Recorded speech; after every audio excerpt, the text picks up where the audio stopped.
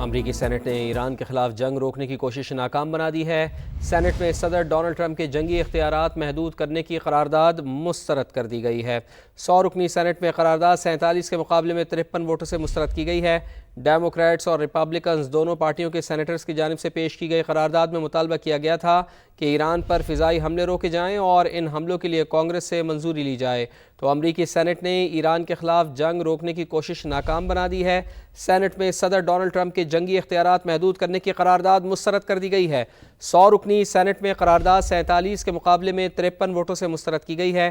Democrats اور Republicans دونوں پارٹیوں کے سینیٹرز کی جانب سے پیش کی گئی قرارداد میں مطالبہ کیا گیا تھا کہ ایران پر فضائی حملے روکے جائیں۔ امریکہ اور اسرائیل کے ایران پر حملوں میں تیزی آ گئی ہے۔ رات بھر کئی مقامات پر بمباری۔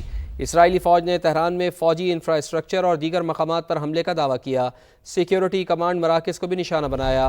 کرمانشاہ، تبریز اور یزد میں رہائشی علاقوں پر بمباری۔ 5 روز سے جاری حملوں میں شہادتوں کی تعداد 1000 سے زائد ہو گئی۔ سعودی وزارت دفاع نے بیان میں کہا ہے کہ الخرش شہر کے قریب 3 کروز میزائلوں کو تباہ کر دیا گیا۔ ایرانی پاسداران انقلاب نے اسرائیل اور امریکہ کو خبردار کیا ہے کہ رجیم چینج کی گئی تو اسرائیل کی نیوکلیئر سائٹ ڈیمونا کو نشانہ بنائیں گے۔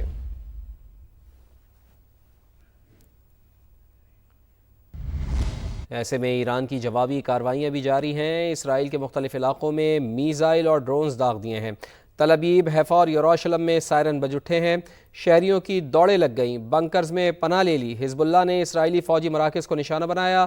جواب میں اسرائیل نے بیروت سمیت لبنان کے مختلف علاقوں پر بمباری کی۔ تازہ حملے میں 3 شہری شہید اور 8 زخمی ہو گئے ہیں، جس کے بعد شہادتوں کی تعداد 75 ہو گئی ہے۔ اسرائیلی کارروائیوں کی وجہ سے 18,000 لوگ بے گھر ہوئے ہیں۔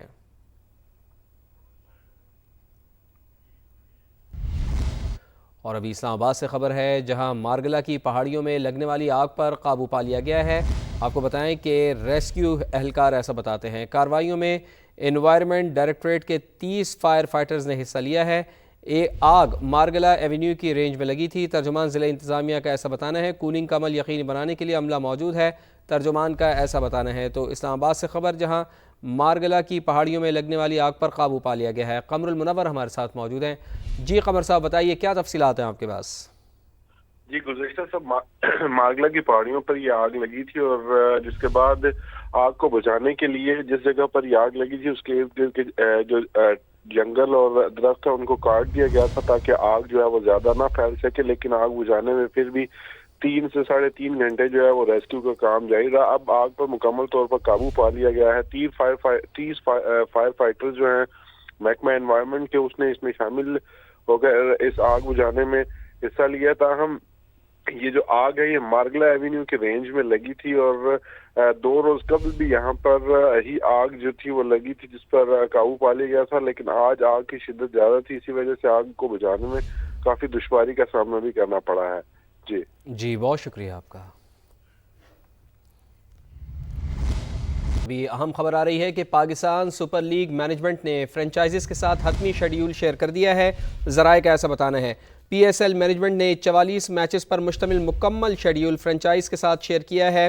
شیئر کیے گئے شیڈیول کی کاپی سما نے حاصل کر لی ہے۔ پی ایس ایل کے سب سے زیادہ 14 میچز کی میزبانی لاہور کرے گا۔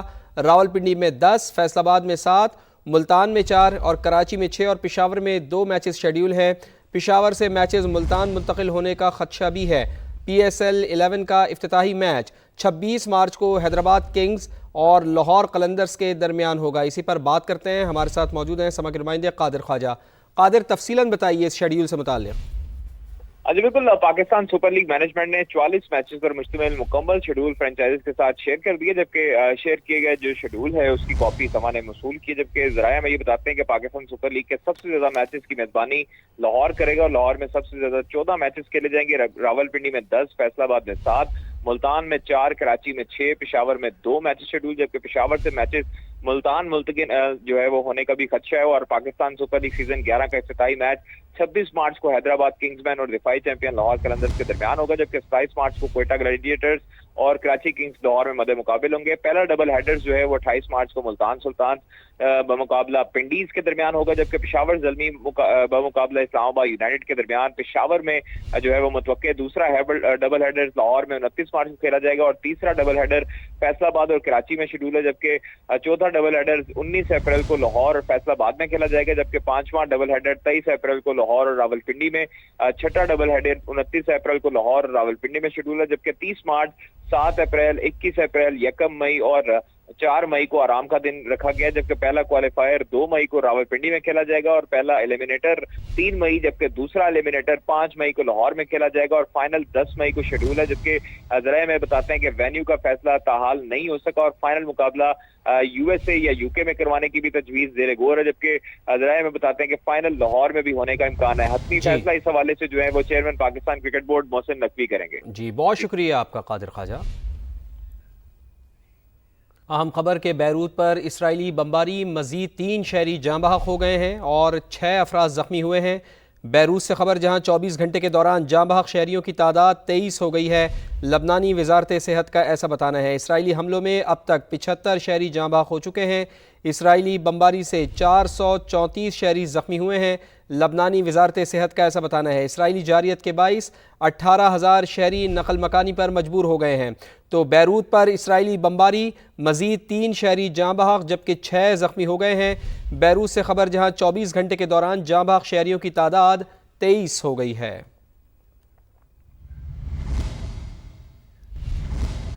سعودی عرب میں پاکستانی قونصلیٹ کی نئی ایڈوائزری جاری ہو گئی ہے۔ جدہ سے خبر جہاں پاکستانیوں کو ایمرجنسی کے دوران سفارت خانے سے رابطے کی ہدایات جاری کی گئی ہیں۔ اسی پر بات کرتے ہیں، جاوید اصغر چودھری ہمارے ساتھ موجود ہیں۔ جاوید صاحب، کیا ہدایات جاری کی گئی ہیں، ذرا تفصیلاً آگاہ کیجیے۔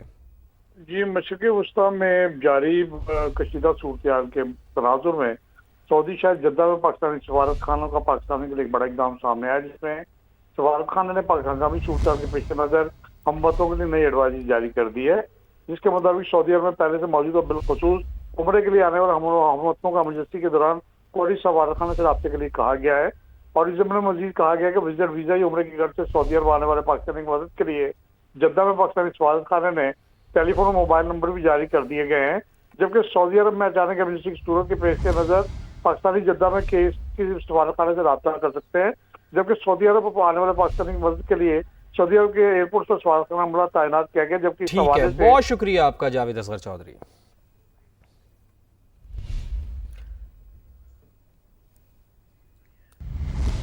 ایران کے شمالی مغربی شہر بوکان میں شدید بمباری، گورنر ہاؤس، رہائشی عمارتوں اور کاروباری مراکز پر حملے، خبرساں ایجنسی کی جانب سے ایسا بتایا جا رہا ہے۔ تو ایران کے شمال مغربی شہر بوکان میں شدید بمباری، گورنر ہاؤس، رہائشی عمارت اور کاروباری مراکز پر حملے، خبرساں ایجنسی کی جانب سے یہ رپورٹ کیا جا رہا ہے۔ امریکی سینٹ نے ایران کے خلاف جنگ روکنے کی کوشش ناکام بنا دی ہے۔ سینٹ میں صدر ڈونلڈ ٹرمپ کے جنگی اختیارات محدود کرنے کی قرارداد مسترد کر دی گئی ہے۔ 100 رکنی سینٹ میں قرارداد 47 کے مقابلے میں 53 ووٹوں سے مسترد کی گئی ہے۔ ڈیموکریٹس اور ریپبلکنز دونوں پارٹیوں کے سینیٹرز کی جانب سے پیش کی گئی قرارداد میں مطالبہ کیا گیا تھا کہ ایران پر فضائی حملے روکے جائیں اور ان حملوں کے لیے کانگریس سے منظوری لی جائے۔ تو امریکی سینٹ نے ایران کے خلاف جنگ روکنے کی کوشش ناکام بنا دی ہے۔ سینٹ میں صدر ڈونلڈ ٹرمپ کے جنگی اختیارات محدود کرنے کی قرارداد مسترد کر دی گئی ہے۔ 100 رکنی سینٹ میں قرارداد 47 کے مقابلے میں 53 ووٹوں سے مسترد کی گئی ہے۔ ڈیموکریٹس اور ریپبلکنز دونوں پارٹیوں کے سینیٹرز کی جانب سے پیش کی گئی قرارداد میں مطالبہ کیا گیا تھا کہ ایران پر فضائی حملے روکے جائیں۔